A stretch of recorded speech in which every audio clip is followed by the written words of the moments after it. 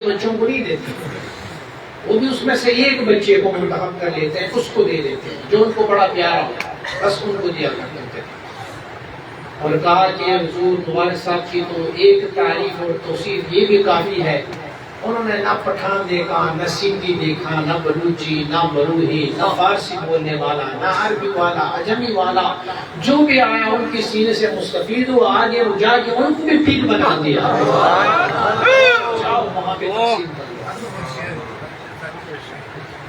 حضور مبارک صاحب علیہ رحمہ کا یہ کمال ہے کہ یہ سلسلہ عالیہ نقشبندیہ مبارکہ جو تھا یہ خفیہ تھا۔ آپ دیکھیں مجدد ثانی رحمۃ اللہ تعالی مبارک نے اس کو نظر عام پہ لایا، لیکن اس کے بعد بھی اس میں خفا تھی، وہ پھر بھی خفیہ تھا۔ مجدد رحمۃ اللہ تعالی اپنے مریدوں کو توجہ فرمایا کرتے تھے، اور پھر آپ مبارک کا قانون یہ تھا کہ آپ کہیں سفر نہ کرتے ہوتے تھے، بس اپنی جگہ پہ تشریف فرما ہوتے تھے اور لوگ آتے آپ سے مستفید ہو جاتے۔ مجدد وقت تھے، لیکن مجدد الفسانی ہے، اور حضور مبارک صاحب علیہ الرحمہ مجدد وقت، آپ مبارک نے چھوٹے چھوٹے بچوں کو بھی یہ لطیفہ قلب سکھا دیا۔ اٹھو میرے بیٹا، اٹھاؤ اس کو، اٹھاؤ اس کو۔ اس بچے کو بھی لطیفہ قلب سکھا دیا۔ یہ کمال ہے حضرت مبارک صاحب علیہ رحمہ کی نگاہ۔ انہوں نے نگاہ فرمائی تو یہ نہیں دیکھا کہ بھئی یہ ابھی 40 سال کا ہوگا، پھر میں ان کو توجہ کروں گا، پھر یہ سمجھے گا۔ فرمایا مجدد رحمۃ اللہ تعالی نے فرمایا کہ ہماری سلسلے میں، سلسلہ عالیہ نقشبندیہ میں، فیض لینے میں، اکتساب میں، فرمایا بوڑھا جوان، عورت و مرد، چھوٹا بڑا، فرمایا حتیٰ کہ اموات میت جو مرے ہوئے لوگ ہیں وہ بھی برابر ہیں۔ اور کئی دفعہ حضور مبارک صاحب علیہ رحمہ مبارک کی یہ کرامت میں نے خود دیکھی ہے۔ کوئی سالے کے جس کا ایک لطیفہ قلب ہوتا یا 2 سبق لیے ہوتے تھے، وہ فوت ہو جاتے تو ان کا بیٹا، ان کا عزیز، ان کے رشتہ دار کوئی آتا، حضور وہ فلاں بندہ تو بڑا کمزور تھا، ضعیف تھا، آپ کے پاس 1 بار آیا، 2 بار آئے تھے، اس کو 2 سبق میں لیتے، 3 سبق میں لیتے، حضور آپ کچھ ان کے حق میں دعائے خیر فرمائے۔ کبھی اس راستے سے گزر ہوتا تو فرمایا کرتے تھے کہ ان کا قبر دکھاؤ، کدھر ہے قبر؟ قبر 5 منٹ بیٹھ جاتے تو فرمایا کرتے تھے لطائف عالم امر اور لطائف عالم خلق اور ولایت صغرا اور کبرا میں نے اس کو طے کرا دیا۔ وفات کے بعد حضور مبارک صاحب علیہ رحمہ کے مرشد گرامی ہے حضرت مولانا محمد ہاشم سمنگانی رحمۃ اللہ علیہ، اور مولانا ہاشم سمنگانی کیا ہستی ہے؟ وہ ہستی ہے جنہوں نے اخوندزادہ سیف الرحمن جیسے بندے بنائے ہیں، کوئی چھوٹی ہستی نہیں ہے۔ حضور مبارک صاحب علیہ رحمہ کے پیر مرشد ہے، ہمارے دادا مرشد ہے۔ تو آپ کے والد تھا، ان کا نام تھا محمد وزیر، ان کا نام تھا۔ حضور مبارک صاحب علیہ رحمہ والد صاحب ان کی وفات پائے، مرشد گرامی کے والد صاحب وفات پائے، تو حضور مبارک صاحب علیہ رحمہ ان کی تعزیت کے لیے، دعا کے لیے اپنے مرشد کے پاس گئے۔ نہ فون کا زمانہ تھا، نہ وہاں پر کوئی ڈاک وغیرہ سسٹم تھا، تو 3-4 دن بعد پتہ چلا تھا کہ وہ وفات پائے ہیں۔ تو حضور مبارک صاحب علیہ رحمہ، فاصلہ بھی بڑا تھا، قندوز کا علاقہ تھا، دشت ارجی، وہاں سے مبارک صاحب سفر کر کے سمنگان تشریف لائے۔ سمنگان میں ان کا علاقہ تھا، اس کو کہتے ہیں غزنی گڑھ علاقہ تھا، غزنی گڑھ، غزنی گڑھ میں آئے مبارک صاحب تعزیت فرمائی۔ حضور مولانا ہاشم سمنگانی رحمۃ اللہ علیہ مرشد گرامی نے فرمایا اپنے مرید کو، مبارک صاحب کو فرمایا، فرمایا میرے والد کو ان کی حیات میں نے بڑا کہا ہوا ہے کہ یہ کمال لے لو، یہ طریقت ہے، تصوف ہے، سلوک ہے، لیکن والد صاحب نہیں مانے۔ ہوتا ہے نا ہمارے صالحین کے ساتھ بھی ہوتا ہے، والد تو والد ہوتا ہے نا، کسی کا بس پوری چلتا ہے۔ تو کہا میں نے بہت اپنے والد کو کہا کہ آپ لے لو مجھ سے، اکتساب کر لو، چلو مجھ سے نہیں لیتے، میں تجھے اپنے مرشد کے پاس لے کے جاتا ہوں، مولانا شاہ رسول تعلقانی صاحب کے پاس۔ تو وہاں سے لے لو. لیکن والد ہر دفعہ مجھے ڈانٹتے گا, چپ تو اب اتنا بڑا ہو گیا تو مجھے نصیحت کرتے, نہیں لیا اس نے. تو فرمانے لگے مجھ پر میرے والد کا حق ہے, میرے والد ہیں تو مجھ پر ان کا حق ہے. اگرچہ اس نے وہ جو میں حق ادا کرنا چاہتا تھا اس نے نہیں چھوڑا مجھے, اب وقت ہو گیا ہے کہ میں ان کا حق ادا کر لوں.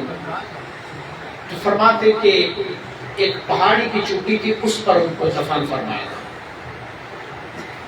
تو فرمایا عصر کی بات کا ٹائم تھا. جب میں وہاں پہنچا تو مجھے حکم فرمایا جاؤ اخوندزادہ اوپر چلے جاؤ اور میرے والد صاحب کے قبر پر بیٹھو, انہیں عالم امر کی تمام لطائف, عالم خلق کی تمام لطائف اور ولایت صغریٰ اور ولایت کبریٰ یہ سب طے کر کے واپس آ جاؤ گے. مبارک فرمایا کرتے تھے حکم کا مرشد کا. میں گیا ہوتا, جب گیا تو فرماتے اللہ رب العزت نے وہ حجابات جو قبر کے تھے وہ میری نظروں سے اٹھا دیے, اٹھ کے بیٹھ گیا. فرمایا میں نے اس کو توجہ کی, لطیفہ قلب روح سر خفی اخفا نفسی قالبی نفی اثبات مراقبات ولایت صغریٰ ولایت کبریٰ, فرمایا میں نے سب طے کرائے ان کی. طے کرانے کے بعد فرماتے ہیں کہ وہ علاقہ چونکہ اونچا تھا تو پہاڑی سے سورج جو ہے وہ غروب ہو گیا تھا, تاریکی ہوا تھا. فرمایا میں نے پیچھے مڑ کے دیکھا گاؤں نیچے نظر آ رہا ہے, گاؤں سے مرد و خواتین سب باہر نکلے ہیں اور سب ادھر دیکھ رہے ہیں. میں نے دیکھا کہ حضور قبلہ مولانا ہاشم سمنگانی رحمۃ اللہ تعالی بھی باہر تشریف لائے ہیں اور سب لوگ جو ہے نا وہ چیخ و پکار کر رہے ہیں, رو رہے ہیں. کہا مجھے تو محسوس نہیں ہوا کہ کیا بات ہوئی. میں نیچے اترا, جب نیچے اترا تو یہ پوری گاؤں والے جو ہے نا میری طرف دوڑے, میرے ہاتھوں کو بوسہ دینے لگے. میں نے کہا کیا ہوا؟ تو کہنے لگے جب آپ وہاں توجہ کرتے تو آسمان سے نور کی قندیلیں نازل ہوئی. حضور مولانا صاحب محمد ہاشم سمنگانی رحمۃ اللہ تعالی نے میرے ہاتھوں کو لیا اور میرے ہاتھوں کو بوسہ دیا. فرمایا میرے ہاتھوں کو بوسہ دیا. فرمایا اخوندزادہ میں تیرے احسان نہیں بھلا سکتا, تو نے میرے باپ کو ولی بنا دیا ہے, میرے باپ کو ولی بنا دیا بعد از وفات. حضور مبارک صاحب علیہ رحمہ کو اللہ کریم نے یہ کمال اور یہ مرتبہ عنایت فرمایا تھا. پشتوں پہ پشت جا کے بھی الحمدللہ آج کل یہ مبارک صاحب علیہ رحمہ کے خلفاء کے خلفاء کے خلفاء کے خلفاء کی یہ تقریباً 11واں پشت چل رہا ہے, اور 11ویں پشت میں بھی آپ کو حضور مبارک صاحب کا وہ فیضان ملتا رہے گا. کہ کمال یہ ہے کہ اللہ رب العزت کے بندے جب کسی کی طرف متوجہ ہو جائے اور انہیں عروج دینا چاہے تو عروج دے سکتے ہیں ان کو, بشرط کہ وہ اپنی مریدی, اپنی اخلاص, اپنی محبت کے ساتھ ان کے پاس آ جائے. فرمایا کرتے تھے ہماری دکان میں جو سودا ملتی ہے وہ نقد کی ملتی ہے, نقد کی, فرمایا ادار نہیں ہے. تو ہم نے پوچھا حضور اس کا کیا مطلب ہے, کیسے نقد ملتی ہے ادار نہیں ہے؟ فرمایا دوسروں کے پاس ادار ہے, قرض ہے, مرید آتا ہے اس کو کہتا ہے آتے رہو آتے رہو آتے رہو آتے رہو. مرید بیچارہ وہ سالوں آتا رہتا ہے, کہا اگلے سال تجھے دے دوں گا, اگلے سال دے دوں گا, اگلے سال, قرض میں اس کو تڑفا رہا ہے. فرمایا میرے پاس آنے والے بندے کو اگر نقد میں نہ ملا تو اسے اجازت ہے واپس چلے جائے, کہیں اور سے لے لے. لیکن یہاں نقد و نقد سودا ہے, آئے اخلاص محبت اور خلوص کے ساتھ آ جائے تو پھر یہاں پر لا کا لفظ نہیں ہے. پھر حضور مبارک صاحب علیہ رحمہ اسے نوازتے رہتے تھے. میں تو سمجھتا ہوں ہمیں اگر دنیا کی سٹیٹس بھی مل رہی ہے نا, دنیا کی کوئی سٹیٹس مل رہی ہے تو وہ بھی ہماری ذاتی کمال نہیں ہے, وہ بھی تو حضور مبارک صاحب کا کمال ہے نا, ان کی نظر ہے, ان کی نگاہ ہے.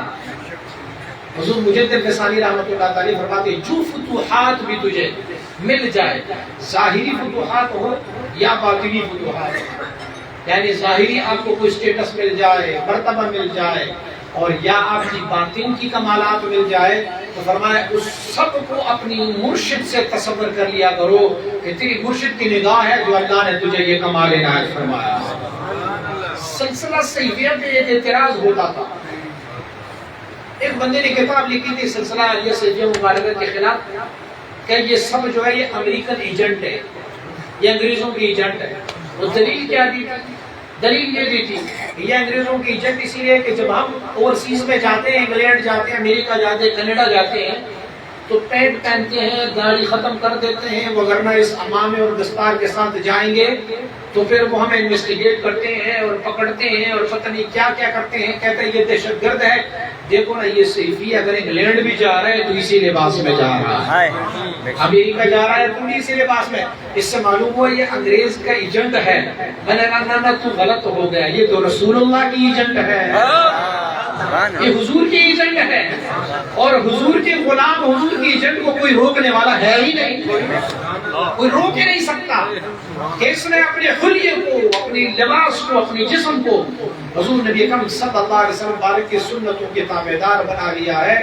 جب ان سنتوں کے تابعدار بن جائے تو پھر آپ کو معلوم ہے نا کہ حضور کے غلاموں کے لیے جنت کے شیر بھی تابع ہو جاتے ہیں، وہ بھی اپنے سر جھکا لیتے ہیں، آؤ مجھ پر سواری کرو، میں تجھے قافلے تک چھوڑاؤں. ورنہ شیر تو دشمن ہوتا ہے، لیکن اس کے باوجود بھی جب حضور کے غلامی میں آ جاتے ہیں تو وہ دشمن بھی ان کا دوست بن جاتا ہے، اگرچہ عداوت رکھتا ہو، اگرچہ برائی رکھتا ہو.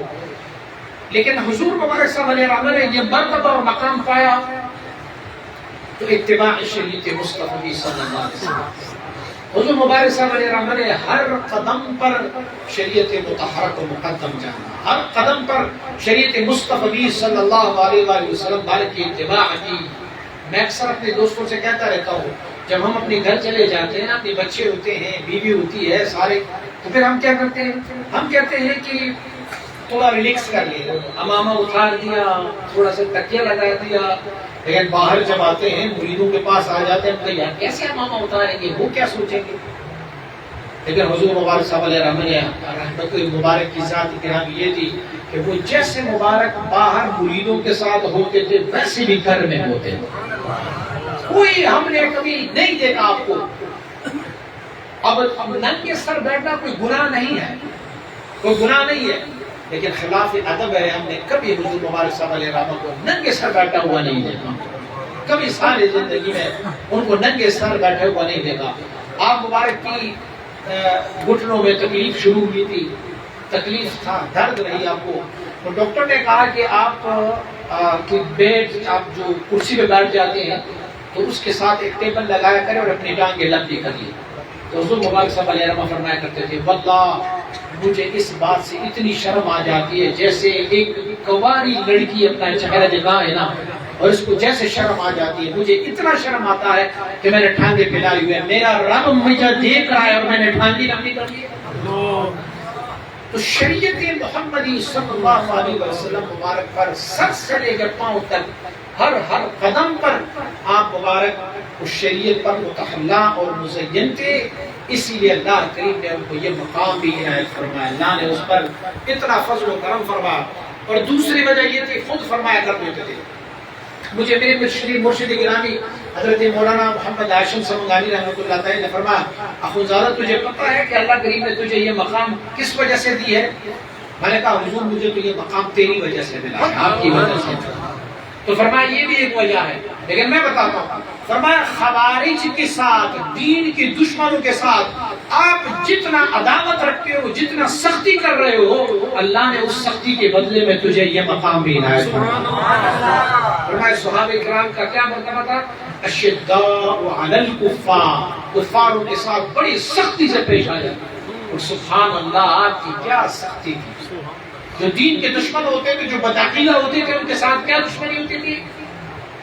آپ کے دور کی معمول رکھتے تھے اور وہ ان لوگوں کے ساتھ اٹھتے بیٹھتے ہوتے تھے جو دوسرے مسلک کے لوگ ہیں.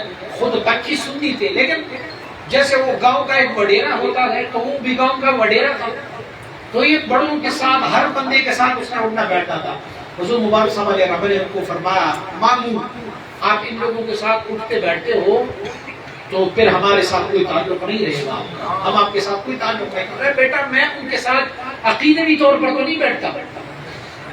کہا میرے کریم آقا صلی اللہ علیہ وسلم کا ارشاد گرامی ہے کہ بندہ اپنے دوست کے دین پہ ہوتا ہے، تو جن کے ساتھ دوستیاں بنائی جاتی ہے بندہ آہستہ آہستہ ان کے دین پہ چلا جاتا ہے. لیکن وہ ماموں تھے، ان کا سوشل بندہ تھا، ان کے ساتھ بیٹھنا، ان کے ساتھ بیٹھنا، سب کے ساتھ بیٹھنا ہوتا تھا۔ حضور مبارک صاحب علیہ وسلم نے فرمایا اچھا ماموں آپ ان کے ساتھ بیٹھتے ہیں تو پھر آئندہ جب آپ فوت ہو جائیں تو نہ میں آپ کی جنازے پڑھنے آؤں گا نہ تمہارا دعا بھی ہوگا۔ اور ویسے ہی ہوا، وہ فوت ہو گئے تو گاؤں والے کچھ لوگ آئے، مبارک صاحب علیہ رحمت کو تعزیت کے لیے بیٹھ گئے۔ ہمارے ہاں وہ پھر تلاوت کرتے ہیں، تلاوت شروع کی، مبارک صاحب خاموش رہے، تلاوت مکمل کی تو دعا کے لیے ہاتھ اٹھائے تو مبارک صاحب نے فرمایا کیا دعا ہو رہا ہے؟ کہا وہ آپ کی ماموں فوت ہو گئے اس کا دعا۔ مبارک صاحب نے فرمایا خبردار اس کے بارے میں ایک لفظ بھی دعا کا نہیں، کیونکہ وہ دین کی دشمنوں کے ساتھ اٹھنا بیٹھنا تھا ان کا۔ انہوں نے کہا عقیدت ان کا اچھا صحیح تھا، فرمایا عقیدت ان کا اپنا صحیح تھا، لیکن جس کے ساتھ بندہ بیٹھتا ہے، جس کے ساتھ جس کی محبت ہوتی ہے، قیامت والے دن ان کی صف میں اٹھایا جائے گا۔ ہمارے ساتھ محبت ہوتی تو ہمارے ساتھ ہوگا۔ تو دین کی دشمنوں کے ساتھ عداوت، مذہب کی دشمنوں کے ساتھ عداوت، اور میرے کریم آقا صلی اللہ علیہ وآلہ وسلم والے کی سنتوں پر عمل پیرا ہونے کی وجہ سے حضور مبارک صاحب علیہ رحمۃ اللہ کریم نے یہ مقام عنایت فرمایا۔ میں بار بار یہاں سندھ میں سندھی ساتھیوں کو بتاتا رہتا ہوں، سندھیوں کو مونچھیں بڑی پسند ہیں، شان ہے، کہتا پر شان، ہماری پٹھانوں کی بھی یہ شان ہے، پٹھان بھی مونچھیں نہیں کٹوا سکتے، لیکن قربان جائے مبارک صاحب کی نگاہ فرماتے ہیں تو وہ شان بھی کٹوا دیتا ہے ایسے، کیونکہ میرے کریم آقا کی سنت، اور سنت کے مقابلے میں ہم اپنی عادت کو چھوڑنے کو ہر لحظہ تیار ہو جاتے ہیں۔ حضور مبارک صاحب علیہ رحمت کا یہ کمال میں سمجھتا ہوں کہ سب سے بڑا کمال ہے کہ کوئی بھی آپ کی خلیفہ کی، آپ کے مرید کی، مرید کی مرید کی مرید کا مرید جہاں بھی ہو، جب انہیں دیکھا جاتا ہے تو کہتے ہیں یہ سیفی ہے۔ اور آپ کو پتا ہے کہ سیفی کس نسبت کا نام ہے؟ اخوندزادہ سیف الرحمن کی نسبت میں۔ میرا مرید ہو تو ہونا یہ چاہیے نا کہ وہ یہ کہے کہ بھئی جی یہ میرا نام لگا دے ساتھ، یہ جی سیدی ہے۔ چلو کسی اور کا مرید ہو وہ کہے کہ جی یہ ان کا مرید ہے، فلاں کا مرید ہے، لیکن نہیں، مبارک صاحب کا ایسا فیضان ہے کہ وہ اگر پشتوں سے پشت تک بھی چلا جائے تو پھر بھی پہچان ایک ہی ہے کہ یہ سیدی ہے۔ اور سیدی کا بھی اس طرح پہچان نہیں ہے کہ اس نے کوئی ہرے رنگ کا کوئی لباس پہنا ہوتا ہے یا اس نے کوئی نشان لگایا ہوتا ہے کہ یہ نشان ہوگا، یا آپ نے دیکھا ہوگا کسی سیفی نے کوئی نشان لگایا ہے، کوئی نشان نہیں ہے۔ ایک نشان ہے کہ ان ساروں کے چہروں میں محمد نبی کی سنت جھلک رہی ہے۔ تو جو سب سے بڑھ کر سنتوں والوں کو دیکھا جاتا ہے کہتے ہیں یہ سیفی ہے۔ ابھی میں عمرے پہ جا رہا تھا تو سندھ کے مشہور سائیں ہیں، وہ مجھے ہماری اسی جہاز میں تھے ہمارے ساتھ، ماشاءاللہ ان کے ساتھ بڑے ان کے مریدین بھی تھے بہت سارے، اور تقریباً وہ 150-200 بندے تھے، ہم 4-5 بندے تھے، منیر بھائی اور ہم۔ تو وہ بھی امامہ پہنتے ہیں، داڑیاں رکھتے ہیں، لباس سفید پہنتے ہیں، سارا کچھ کرتے ہیں، لیکن جو بھی بندہ ملتا تو وہ سیدھا کہ ہمیں کہتا آپ سیدھی ہو نا؟ ہاں ہم سیدھی ہیں۔ ان کا صاحبزادہ ہے میرے ساتھ، تو اسی اس نے بحث مباحثہ کی، ان کا ایک بڑا عزیز و رشتہ دار تھا، وہ ان کو چھوڑ کے حضرت مبارک صاحب علیہ رحمہ کے پاس آیا تھا، تو وہ اعتراض کرنے لگے، مجھے کہنے لگے فلاں کو جانتے ہو؟ میں نے کہا جانتا ہوں۔ کہنے لگے اس نے ہمارے ساتھ بہت بدتمیزی کی ہے، بہت فلاں کیا۔ کیا کیا؟ میں نے کہا ہمارے سائیں نے اس کو پالا تھا، پوسا تھا، وہ سائیں کا بھانجا بھی لگتا ہے، تو ہمارے سائیں نے اس کو پالا تھا، پوسا تھا، بڑا کیا، تعلیم دیا، سارا کچھ، پھر سبق بھی دے دیے، پھر اپنے مدرسے میں اس کو استاد بھی بنا لیا، لیکن آخر میں وہ پتہ نہیں آپ کے والد صاحب کی طرف چلا گیا۔ تو صاحبزادہ صاحب نے بڑا اچھا سوٹ پہنا ہوا تھا، ایک ان کے ساتھ خادم بھی تھا، خادم نے وہ ململ کا سوٹ پہنا ہوا تھا، اور سائیں نے جو ہے وہ ٹیبو کپڑا پہنا ہوا تھا صاحبزادہ صاحب نے۔ تو میں نے اسے کہا صاحبزادہ صاحب آپ کو ٹیبو کا کپڑا مل جائے تو آپ ململ پہنیں گے؟ کہنے لگے نہیں میں ٹیبو کا کپڑا پہنوں گا۔ میں نے کہا اس صاحب کو ٹیبو کا کپڑا مل گیا تو ململ کو چھوڑ دیا۔ کہ کیا مطلب آپ ہمارے سائیں کو ململ کہتے ہیں، یعنی وہ ناقص ہے؟ میں نے کہا نہیں ناقص نہیں کہتا، میں چلو آپ بتا دو۔ آپ کے سلسلے میں کتنے سبق دی جاتے ہیں؟ نقش بندی ہو رہا، نقش بندی ہو، کتنے سبق دی جاتی ہے؟ کہنے لگے 2 سبق دی جاتی ہے۔ کون سا سبق؟ کیا قلبی اور روحی سبق دیا جاتا ہے۔ میں نے کہا کسی بندے کو ایک ایسا بندہ مل جائے کہ وہ قلبی بھی دے، روحی سبق بھی دے، سری بھی دے دے، خفی بھی دے دے، اخفا بھی دے دے، نفسی بھی دے دے، قالبی بھی دے دے، نفی سبق بھی دے دے، مراقبات بھی دے دے، چشتیہ بھی دے، قادریہ بھی دے، سہروردیہ بھی دے، ولایت صغریٰ بھی دے، کبریٰ بھی دے، ملأ الاعلیٰ بھی دے، کمالات رسالت، کمالات نبوت، حقائق اشیاء، سارا کچھ ان کو طے کرائے، تو پھر بھی وہ 2 سبق والے کے پاس بیٹھا رہے گا یا اتنے کمال والے کے پاس جائے گا؟ کہنے لگی جانا تو کمال والے کے پاس ہے۔ میں نے کہا بس اس نے کمال والے کی طرف گئے ہیں۔ کہنے لگے نہیں، اس نے پیری حاصل کرنے کے لیے وہاں گئے، اس نے کہا وہاں جاؤں گا پیر بنوں گا۔ اب آج کل پیر بنا ہوا ہے، ان کے پاس بڑے پیسے ہیں، بڑے مرید ہیں وہاں پہ۔ میں نے کہا نہیں ایسا نہیں ہے، کسی کامل کی نگاہ پڑ جائے تو ناقص کو بھی کامل بنا دیتا ہے۔ اس پر کسی کامل کی نگاہ پڑی ہے، اور جب کامل کی نگاہ پڑ جاتی ہے نا تو خاک بھی ہو، اور جب بادشاہ اسے اٹھا دیتا ہے تو وہ سونا بن جاتا ہے۔ پھر رب نے جب اس کو کمال دیا ہے، ان کے ساتھ ایک ضعیف العمر بندہ تھا۔ میں نے کہا چچا جی کو کتنا عرصہ ہوا آپ کے سائیں سے مرید ہوا؟ انہوں نے کہا اس کو 30 سال ہو گئے سائیں کی مرید ہے۔ میں جناب آپ بتاؤ آپ کو کتنے سبق ملے؟ کہا مجھے 2سرا سبق ملا ہوا ہے بس۔ میں نے کہا 30 سال میں اس کو 2سرا سبق ملا ہوا ہے، اور ہمارے مرشد کو رب نے یہ کمال دیا، وہ 30 سیکنڈ میں سارے سبق تو ہی کرا دیتا ہے، سارے پہ کرا دیتا ہے جس پر ان کی نگاہ پڑ جائے۔ تو اگرچہ وہ صاحب تو ناراض بھی ہو گئے، لیکن مجھے فیس بک کی وجہ سے اور انٹرنیٹ کی وجہ سے جانتے تھے، ویسے نہیں جانتے تھے، تو اچانک تعارف ہو گیا۔ تو پھر آخر تک انہوں نے حرم شریف میں بیٹھ کے ہمیں ایک دفعہ دیکھا بھی نہیں، لیکن الحمدللہ ہمیں فخر ہے، شکر الحمدللہ ہمیں فخر ہے۔ جو اوریجنل نقش بندیہ ہے نا، جو اصلی نقش بندیہ ہے، الحمدللہ حضور مبارک صاحب علیہ رحمت کی نگاہ سے وہ الحمدللہ ہمارے اور آپ کے سینوں میں ہے۔ اور دولت مل جائے، اتنی بڑی دولت مل جائے، بس اور کیا چاہیے؟ اور کچھ بھی نہیں چاہیے، بس اللہ کی معرفت مل جائے، رسول اللہ صلی اللہ علیہ وسلم کی اتباع اور محبت مل جائے، اس سے بڑھ کر کچھ اور نہیں ہے۔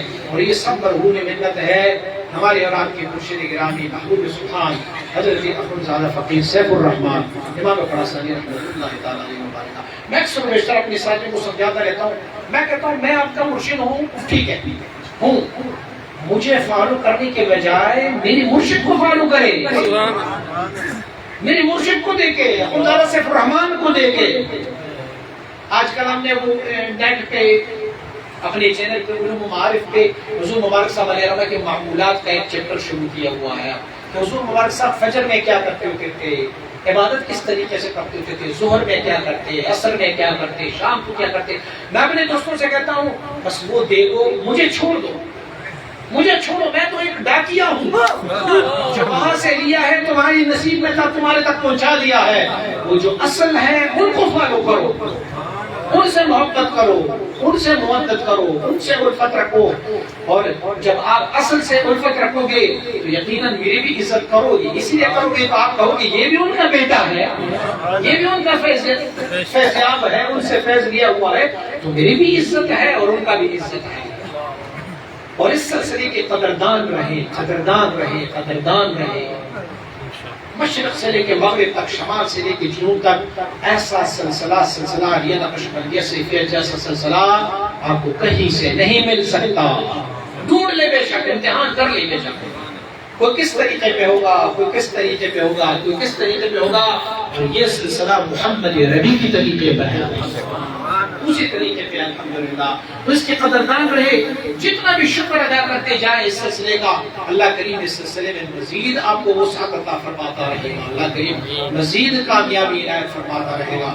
اور اللہ دعا ہے کہ اللہ کریم ہمیں اس نسبت پر جینے، اس نسبت پر مرنے، اس نسبت پر حشر ہونے اور جنت میں بھی یہی نسبت عنایت فرمائے۔ آمین۔ وآخر دعوانا ان الحمد